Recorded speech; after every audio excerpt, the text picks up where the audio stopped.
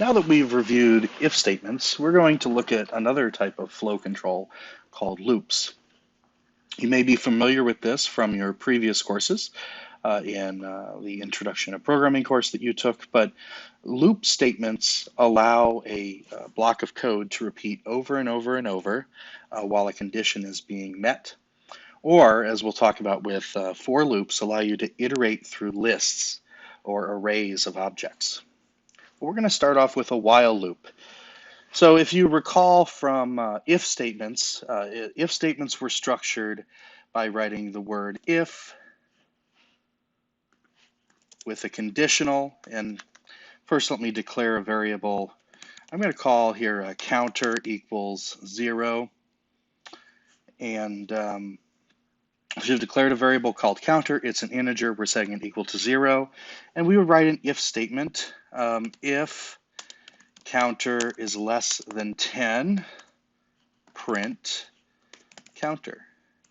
So what are we doing here? We're declaring a variable called counter. We're setting its value to 0, and then we're creating an if statement with a conditional. If counter is less than 10, execute the code block. Inside of the code block, we have print the word counter to the screen. So I'm going to save this file,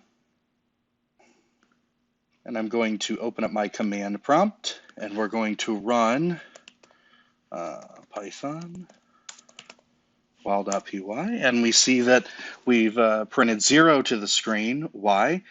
We've set counter equal to 0 in line 1. In line 3, we wrote an if statement. If counter is less than 10, where in this case 0 is less than 10, then we're going to print the value of the variable to the screen. While loops are constructed in a similar way to if loop or if statements. So instead of if, we can just replace this with while. And what will it do here? Well, we're going to run into a problem, but while counter is less than 10, we're going to display counter to the screen. So it's going to look at, Python will look at line 3, and it will evaluate whether the condition is true. If the condition is true, it will execute the related code block. So in here, it will execute line 4. Once that code block is done, Python goes back up to the conditional statement here in line 3, while counter is less than 10, to see if it still evaluates to true. If it still evaluates to true, it goes and re-executes the code block. So in this case, as you can see, it's just going to execute over and over and over 0, 0, 0, 0, and print that to the command prompt. So often in while loops, we will have counters. In this case, we declared a counter variable, 0, and what we want to do in the code block of the while loop is increment the counter. Counter equals counter plus 1. And this will each time increment the counter value by 1. So what will happen in this case, we create the variable counter, we set it equal to 0, it's an integer. We go to line 3, and Python enters the while loop, and it asks, is counter less than 10? Well, 0 is less than 10, and it enters the code block starting in line 4. Now the code block has 2 lines. First, we display the current value of counter to the command prompt. In this case, it will be 0. Then it goes to the next line in the code block. Counter equals counter plus 1. What does this do? It increments counter by 1. I want to show another trick in a minute. Let's run this first. So now counter's 1, and it goes back to the top. Is 1 less than 10? Yes. Prints the counter variable to the command prompt. Now it'll print 1. It'll increment counter, and it'll keep doing this until counter equals 10. Counter is when counter is 10 less than 10? Nope. It stops and it exits this while loop. So now it doesn't execute line 4, and it exits the application or the script. So if we save this file, what's going to happen? It's going to show 0 through 9, each on a line, and print that to the command prompt. So if we run this again, we see 0 through 9. Time saver trick here. You don't have to do counter equals counter plus 1. I want to make a note that there are no increment or decrement operators in Python. So if you remember from C# or Java or C++, there's no plus plus operator, there's no minus minus operator.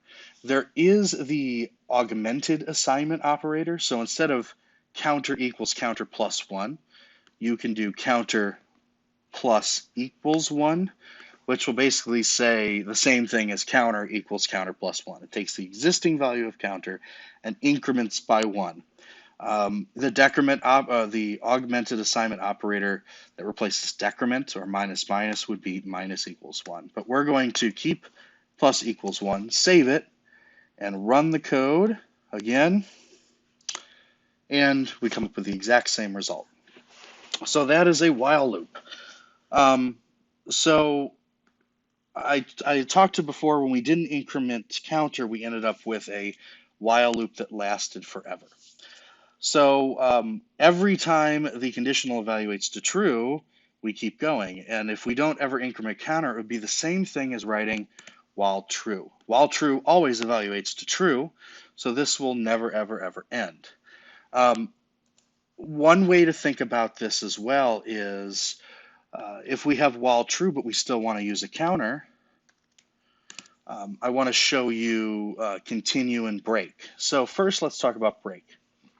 Oftentimes, you will see a reason to exit your while loop. So for instance, in this case, we're not evaluating the conditional, so technically this while loop is going to go on forever. Maybe you want to leave your loop at some point, and you can do this using break. So we could have a conditional within this while loop that determines whether or not the while loop should even continue. So if counter equals 9, then, so if counter equals 9 with a colon, we call break. Now what does this do?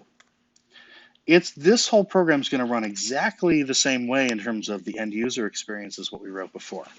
So we begin with a while loop and we say, okay, while true, this loop will run forever.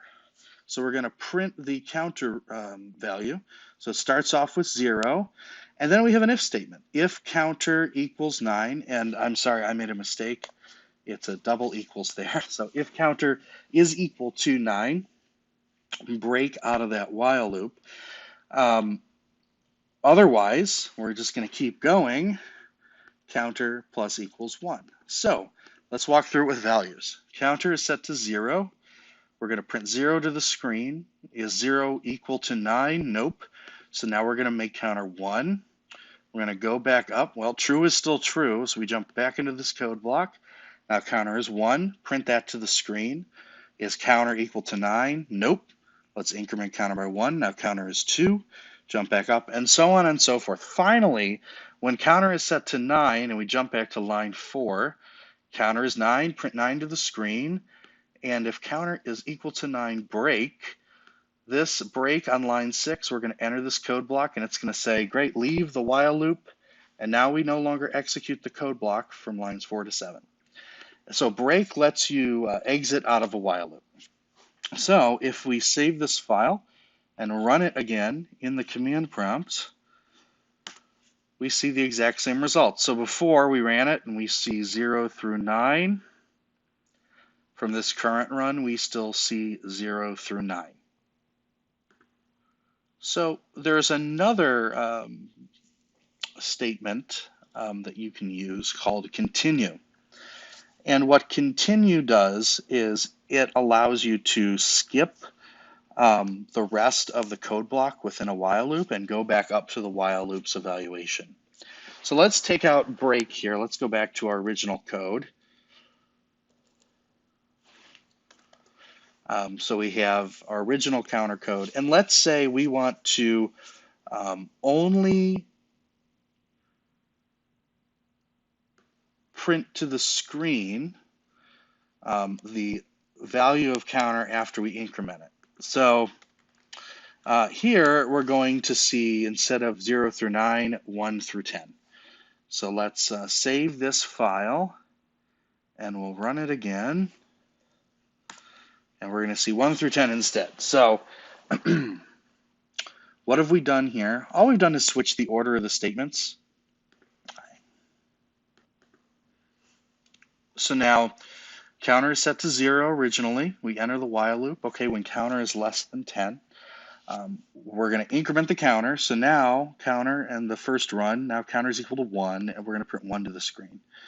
We're going to go back up Counter is going to be 1. Is 1 less than 10? Yep. We're going to increment the counter, print counter to the screen. But let's say I don't want to print the number 5 because the number 5 annoys me. Continue can be used to stop executing the code block and go back to the beginning and reevaluate the conditional that you set with your while loop. So here I can write if counter is equal to 5, continue. Now, what is this code going to do? Well, we're going to print 1 through 4 and then 6 through 10 onto the screen. Now, why does this happen? Well, let's reevaluate. Counter is 0. If is 0 less than 10, yes, we enter the while loop. We add 1 to counter, so now counter is 1. And then we come across an if statement. So is 1 equal to 5? Nope. So we don't evaluate that, and we go to line 7. Fast forward until counter is 4. So we're up at the top. Is 4 less than 10? Yes. We add 1 to counter. Counter is now 5. We hit the if statement on line 5. Counter, if counter is equal to 5, well, is 5 equal to 5? Yes. So what do we do here? We enter this code block. We run into continue. Now what does continue do? It says, I'm done executing everything within this while loop. So line 7, you won't execute. From line 6, we're going to jump back up to line 3. So continue says, stop everything you're doing, stop executing code in this loop. Let's go back to the beginning. So like I said, if we run this, I'm going to save the file. We run it, we're going to see 1 through 4, and then 6 through 10. Let's see if this is correct. We see 1 through 4 and 6 through 10. So that's continue. So break and continue can be extremely useful if you ever want to stop the loop's execution completely, or if you want to go back to the beginning and re-execute the loop's code block from the beginning. So that's it for while loops. In the next video, we'll talk about for loops, and we'll take a look at the range function.